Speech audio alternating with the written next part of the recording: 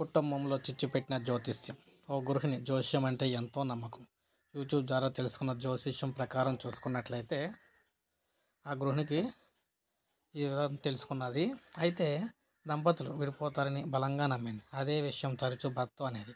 ఈ క్రమంలో భర్త కొట్టడంతో మనస్తాపం చెంది చనిపోయింది. పోలీసుల కథనం ప్రకారం అంబర్పేటలో నివసించే చందు, స్వరూప దంపతుల కుమార్తె మళ్ళీ బబిత అనమాట. 5 ఏళ్ల క్రితం బాలంరాయ్కైతే చెందిన సాఫ్ట్వేర్ ఉద్యోగి రామకృష్ణ అలియాస్ రాము అనితో పెళ్లి అయితే జరిగింది.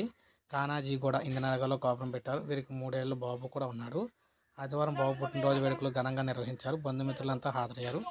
బబిత తల్లిదండ్రులు హాజరు కాలేదు. సోమవారం ఉదయం భర్త విధులకు వెళ్ళాడు. తర్వాత 2 గంటలకు అంగన్వాడీ కేంద్రం నుంచి వచ్చిన చిన్నారి తన తల్లి ఇంట్లో చనిపోవడం చూసి కింద ఫ్లోర్లో బాబాయ్కి చెప్పింది. వెంటనే ఆ ప్రైవేట్ ఆసుపత్రి తరలించి అప్పటికి ఆవిడ చనిపోయింది.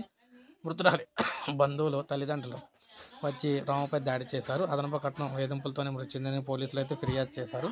అత్తింటి వారి కథనం ప్రకారం జ్యోతిష్యాన్ని నమ్మవద్దని బబితను రాము పదే కోరేవాడు. దీనిపై ఇటీవల వాగ్వాదం చోటు చేసుకోగా అందరి ముందు ఆమెను కొట్టాడు. ఈ క్రమంలో తను చనిపోయిందని చెప్పేసి వారు అయితే అంటున్నారన్నమాట. సో ఏది ఏమైనా మూఢనమ్మకం అనేది కాపురమనే కాదు, జీవితాన్ని కూల్చేసింది. ఇప్పుడే మనకు అప్డేట్ అయితే వచ్చింది. ఒక లైక్ చేయండి, సబ్స్క్రైబ్ చేసుకోకపోతే మన ఛానల్ సబ్స్క్రైబ్ చేసుకోండి. ఎందుకంటే లైక్ చేస్తే ఎక్కువ మంది తెలుస్తుంది.